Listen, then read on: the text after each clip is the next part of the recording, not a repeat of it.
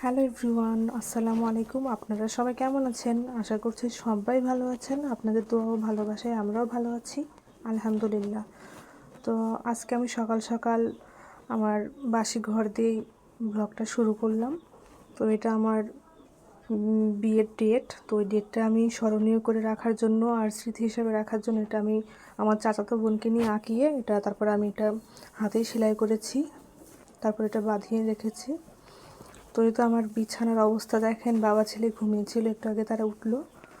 তো রান্নার ফাঁকে ফাঁকে আমি তারপর ঘরগুলো গুছাবো, মানে যেহেতু ছোটো বাচ্চা আছে, সকাল সকাল নাস্তা রেডি করতে হয়।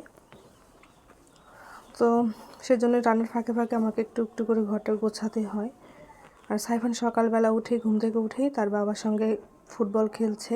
আর তার বাবা তো ভিডিওর সামনে আসতেই চায় না, পালিয়ে পালিয়ে বেড়ায়। যখন ভিডিও করি সে অনেক লজ্জা পায়। তো আমি আগে ভাবতাম যে সাইফান মনে হয় গ্রামের বাড়িতে এসে সবার সঙ্গে মিশতে একটু সময় লাগবে। তো আল্লাহর রহমতে তার কোনো সময় লাগেনি। সে আসার পর থেকে তার পরিবার প্রিয়জন সকলের সঙ্গেই মিশে গেছে। তো আমার শ্বশুর এখানে তার গরু থেকে দুধ বানাচ্ছে। এক এক জায়গার এক এক ভাষা, তারা দুধ বানানোই বলে। তো কেউ কোনো মাইন্ড করবেন না। আর আমাদের এখানে ইন্টারনেটের একটু সমস্যা ছিল, তো যার জন্য আমি রেগুলার কোনো ভিডিও দিতে পারিনি। আর আজকে আমাদের বাসায় ওয়াইফাই সেট আপ করা হয়েছে, যে যার জন্য আমি এখন থেকে ইনশাল্লাহ রেগুলার ভিডিও দেওয়ার চেষ্টা করব। আর আমার রান্নাঘর তো বেহাল অবস্থা। তো ইতিমধ্যে আমি রান্নাঘরটা লেপে একদম সুন্দর করে ফেলেছি, কিন্তু যখন ভিডিওগুলো করেছিলাম তখন আমার রান্নাঘর, আমার ঘর সবই অগোছালো ছিল। আমার ঘরেও আমি এগুলো কী বলেন জানি না, র্যাক্সিন যত সম্ভব, তো এগুলো আমি পেতে নিয়েছি।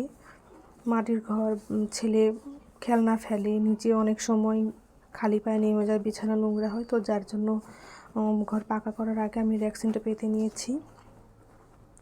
তো আমার ছেলেটা মাশাআল্লাহ গ্রামে এসে ফুরফুরা মনে খেলাধুলা করে। তো ওখানে যেমন একটা রুলস ছিল যে যখন তখন ঘর থেকে বের হতো না, বা একটা সময় ছিল ঘর থেকে বের হওয়ার, খেলার।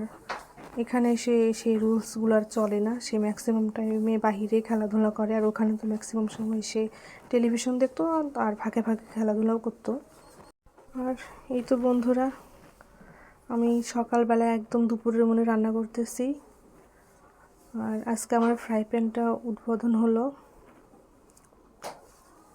তো আমি এই ফ্রাই প্যানটা অনেক দিন ধরে খুঁজতেছি। আমি সিরামিকের যে ফ্রাই প্যানটা আছে ওটা আমি পাচ্ছিলাম না। তো পরে যাই হোক, সাইফানের বাবাকে নিয়ে খুঁজে খুঁজে এই জিনিসটা আমি পেয়েছি, আলহামদুলিল্লাহ। অনেকে বলতেছিল অনলাইন থেকে অর্ডার করতে, তো অনলাইনের তো সকল প্রোডাক্ট ভালো হয় না, অনেক সময় খারাপও আসে, ম্যাক্সিমাম সময় খারাপ আসে। আমি যে কয়েকটা দেখেছি, আমার ভাই একটা জ্যাকেট অনলাইন থেকে অর্ডার করেছিল। সে অনেক খুশি ছিল যে অনলাইন থেকে একটা জ্যাকেট অর্ডার করেছে, বাট বাসায় এনে দেখা একদম বাজে একটা কাপড় দিয়েছিল। তো তারপর থেকে অনলাইনের উপর আমার বিশ্বাসটা একেবারে চলে গিয়েছে। আমি একটা 3 পিসও অর্ডার করেছিলাম, সেটাও বাজে ছিল। তো যাই হোক বন্ধুরা, আমি আজকে সকাল সকাল বেগুন ভর্তা আর হলো যে টমেটো দিয়ে আলু দিয়ে মাছ দিয়ে একটা তরকারি করেছিলাম। আর কিছু ভাত আমি দুপুরের জন্য হটপটেও রেখেছিলাম, কারণ বন্ধুরা শীতের দিন ঠান্ডা তরকারি খাওয়া যায় গরম ভাতের সাথে, কিন্তু ঠান্ডা ভাত হলে কিন্তু খাওয়া যায় না। তো এই তো আমার তরকারি রান্না করা, আর কাঁচামরিচ দিয়ে বেগুন ভর্তাটা করেছিলাম। যেহেতু এটা কাঁচামরিচের ভর্তা, দেখতে যেমন তেমন, কিন্তু খেতে মাশাআল্লাহ অনেক স্বাদ হয়েছিল। আর আমার রান্নাটা কেমন হয়েছে বন্ধুরা অবশ্যই কমেন্ট করে জানাবেন। আর আমি যেহেতু আগে থেকে রান্নাবান্না তেমন একটা করতাম না, হঠাৎই মাঝে মধ্যে করতাম। তো যেহেতু এখন নিজের সংসারে এসেছে, আমাকে রান্নাবান্না করতে হবে। নিজের যেহেতু একটা পেট আছে, স্বামীর পেট আছে, বাচ্চার পেট আছে। কথাটা হাসি লাগলো বলতে, যাই হোক। এই তো সাইফানের বাবা এখন ঘরের কাজ করছে, ঘরে যে ভ্যাকসিন পাতার কথা প্রথমে বলেছিলাম, সে ভ্যাকসিন পাতার জন্য। আর আমার ঘরটা একেবারে এলোমেলো হয়ে আছে।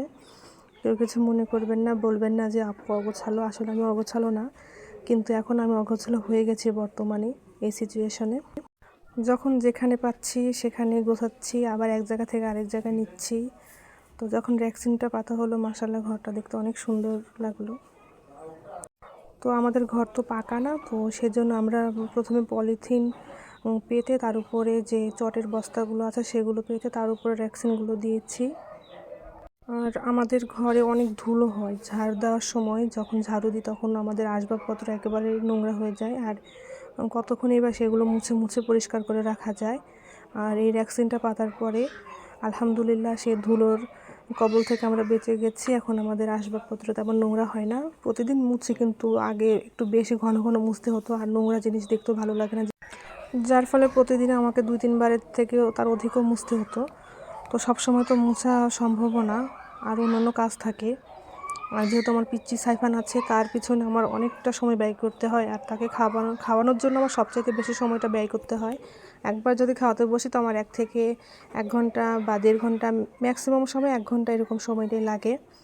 তো সাইফানের বাবার এই যে পলিথিন কাটার এটা দেখে আমার ভালোই লাগলো। সে একটা বাঁশের কি একটা বলে, সাইড কেটে এনে তারপর তা দিয়ে পলিথিনটা কাটলো। সুন্দর একটা অস্ত্র, আপনাদেরকেও দেখিয়ে দিই। তারপর ওই দিন সারাদিন আমি আর সাইফানের বাবা আমরা আমাদের ঘরের কাজগুলো করেছিলাম। আমাদের গোসল করতে করতে প্রায় শীতের দিন যেহেতু, তারপর আমরা আসরের সময় গোসল করতে হয়েছিল, অনেক ধকল গিয়েছিল আমাদের। মানে ওদিন ঘরের অনেক জিনিসপত্র বাইরে বের করতে হয়েছে, তারপরে জিনিসগুলো আবার মুছে এই কাগজগুলো ভালোভাবে পেতে, তার উপরে ভ্যাকসিন পেতে, তারপরে এই জিনিসগুলো সব আবার ঘরে এনে আমাদের অনেক কাজ করতে হয়েছিল সেদিন। আর সাইফানের বাবা অনেক ভালো একটা মানুষ, সে আমাকে কাজে অনেক হেল্প করে। আর যেহেতু আমি নতুন জায়গাতে এসেছি, সে আমাকে অনেকটা সাপোর্ট করে। আর ওই দিন আমি কাজ করে শেষে আর কোনো রকম ভিডিও বানাতে পারিনি, বিকেল মানে সন্ধ্যার সময় রান্নাও ছিল আমার। তো এটা তার পরের দিন সকালবেলা আমি ভিডিওটা করেছি, যেহেতু আমি প্রথম থেকে শুরু করেছি।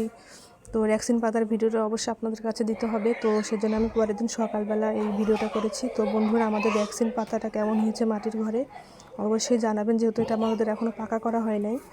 তো বন্ধুরা, আমার ভ্যাকসিন পাতা এবং আমার ঘর গোছানো সব কিছু মিলিয়ে আপনাদের ভিডিওটা কেমন লাগলো অবশ্যই কমেন্টে জানাবেন। আর যারা যারা আমার চ্যানেলকে এখনও সাবস্ক্রাইব করেননি অবশ্যই সাবস্ক্রাইব করবেন, আমার পাশে থাকবেন, আমাকে সাপোর্ট করবেন। আর যারা সাবস্ক্রাইব করেছেন তাদেরকে অসংখ্য ধন্যবাদ।